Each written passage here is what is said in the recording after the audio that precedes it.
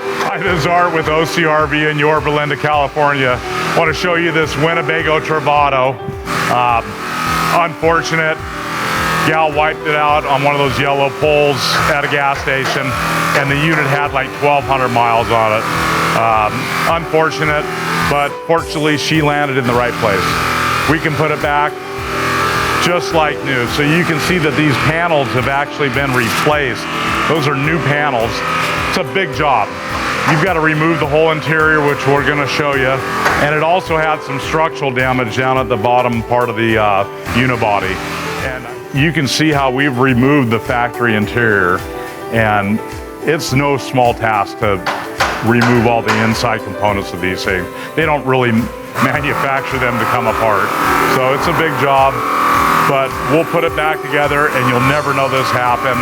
The paintwork will be beautiful, the interior will be great, and she'll be on the road. So if you've got any Sprinter, Ram, Ford, high roof van, Class B, collision repair, or you just want us to help remodel or build you one, come see us at OCRV in Yorba Linda, California.